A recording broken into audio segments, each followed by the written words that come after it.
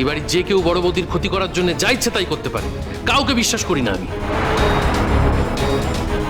সাজি, মা তুই কোনো খবর পেলি? তোর মামুনি কি আজ গঙ্গার ঘাটের দিকে গেছিল? বাবা, মামুনি যদি গঙ্গা স্নানে যেত তাহলে পাড়ার বোস জেঠিমার সঙ্গেই যেত। আজও জেঠিমাকে ডাকতে গেছিল মামুনি, কিন্তু জেঠিমার ঠান্ডা লেগেছে বলে জেঠিমা মামুনির সঙ্গে গঙ্গা স্নানে যায়নি। ও, তার মানে তো এটা প্রমাণ হয়ে গেল যে মামনি গঙ্গায় যাওয়ার জন্যই বাড়ি থেকে বেরিয়েছিল। তাছাড়া ওই অঞ্চলের লোকজনের কাছে খবর পাওয়া গেছে যে ওই রাস্তায় এখনো পর্যন্ত সকাল থেকে কোনো অ্যাক্সিডেন্ট হয়।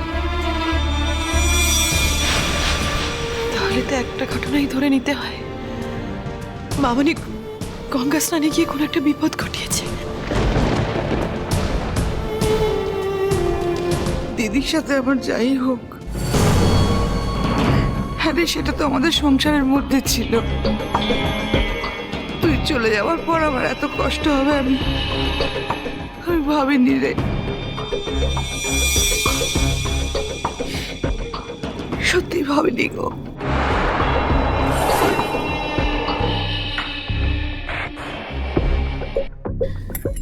আন্টি প্লিজ প্লিজ তুমি কেঁদো না এইভাবে।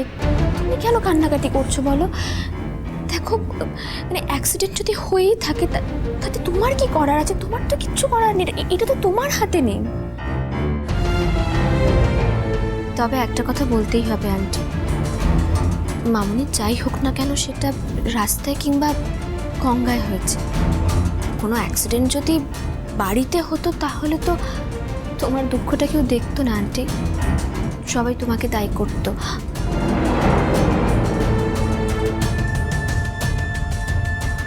অবশ্য বলা যায় না, আমাকেই দায়ী করতে পারতো।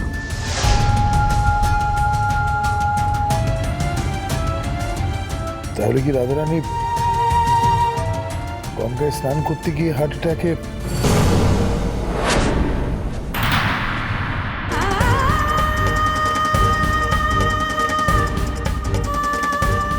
এটা রাধারানী করতে পারে না, কোনো মতে পারে না। এরকম সবকিছু অসম্পূর্ণ রেখে এটা করতে পারো না রাধারানী। আমি বিশ্বাস করতে পারি না যে তুমি এই বয়সে এসে এই অন্যায়টা তুমি করতে পারবে। আমার মন এই কথায় সায় দিচ্ছে না। আমার রাধারানী এই অন্যায় কোনোদিন করতে পারবে না। পুপুল, তুমি শুনছো তো? আমি বিশ্বাস করি না। তুমি ফিরে এসো রাধারানী, তুমি ফিরে এসো। কেন বাবা আপনারা এই একই কথা বলছেন? তো বলছি মামুনির কিছু হয়নি। আমি যদি সতী সাধ্যী স্ত্রী হয়ে থাকি, আমি যদি দুর্গা মাকে সত্যি সত্যি ভালোবেসে ভক্তি ভরে পুজো দিয়ে থাকি, তাহলে আমার মামুনিকে দুর্গা মা ফিরিয়ে দেবেনি। মামুনি বেঁচে ফিরে আসবে, আমি বলছি।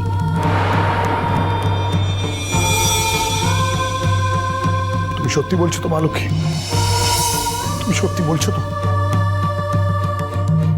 আজ কতদিন পর আপনি আমাকে মা লক্ষ্মী বলে ডাকলেন বাবা। আপনি যখন আমাকে মা লক্ষ্মী বলে ডেকেছেন তখন তার দামও তো আমাকে আমাকে রাখতে হবে। মামুনি ফিরে আসবে, মামুনি ফিরে আসবে। মামুনি কিচ্ছু হয়নি, কিচ্ছু হয়নি। মামুনি ফিরে আসবে, আমি জানি।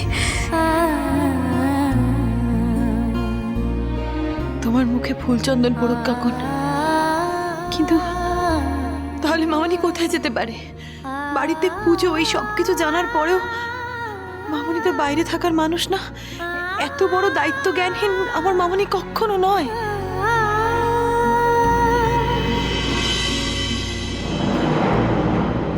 কোয়েল, বলছি যে বৌদি আর সায়নী মিলে প্ল্যান করে কিছু করেনি তো? মানে ওরা কিন্তু একটু আগে ফুসফুস ফুসফুস করছিল, দেখেছো? মানে কি করেছে তা তো বলতে পারবো না। তবে যদি করেও থাকে এই যাত্রায় আমাদের বাদ রেখেছে। তবে সায়নী যদি সত্যি কাজটা বুদ্ধি খাটিয়ে করতে পারে তাহলে আমি কিন্তু ওকে বাহবা দেব। অন্তত এই বাড়িটা আবার নতুন করে ভাগ বাটোয়ারা হবে তো। এই একজনই তো আর কুক্ষিগত করে রাখতে পারবে না বাড়িটা, তাই না?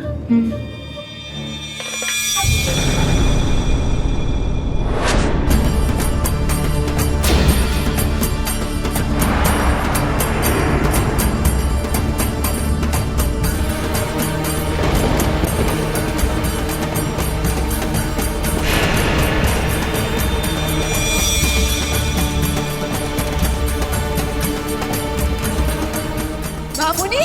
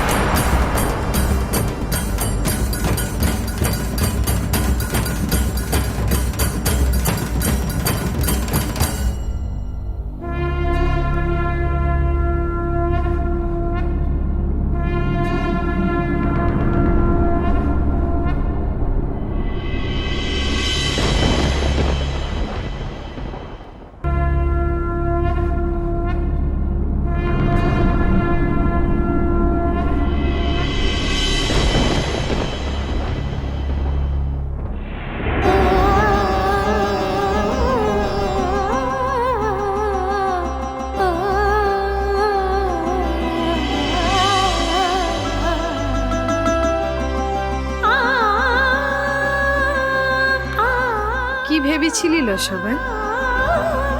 মামনি আর ফিরবে না কো? একদম শোক সভা সাজ্যে বসেছিলি।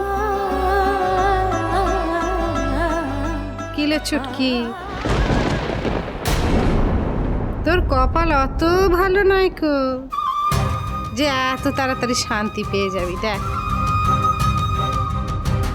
তোর চোখের বালি আবার জ্বালাতে ঠিক চলে এসেছে।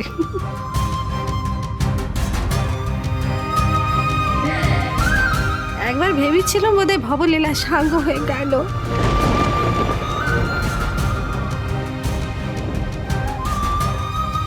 কিন্তু আমার জোরের সঙ্গে ওরা পেরে ওঠে নি।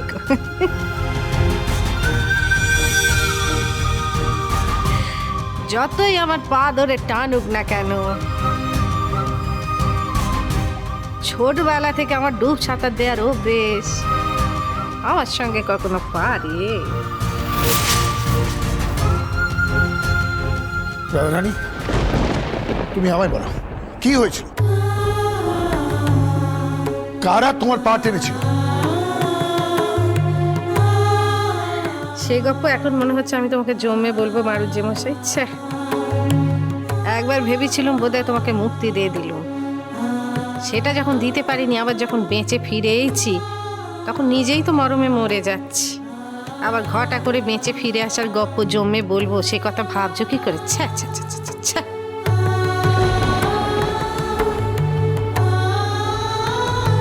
আপনি সত্যি সত্যি বলো তো আমাদের কি হয়েছিল?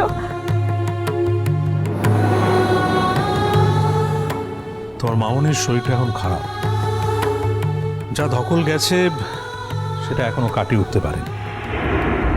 আমার মনে হয় এখন ওকে কিছু না জিজ্ঞেস করাই ভালো। আর তোমরা যেটা জানতে চাইছো সেটা পুরোটাই আমি জানি। তোমাদের এত কিউরিয়াসিটি যখন, আমি তোমাদেরকে সবটাই বলবো। তোমার মামনি যখন গঙ্গায় স্নান করতে নামে, তখন 2-3 জন ছেলে মিলে মামনির পা ধরে টেনে নিচের দিকে নামিয়ে নিয়ে যায়।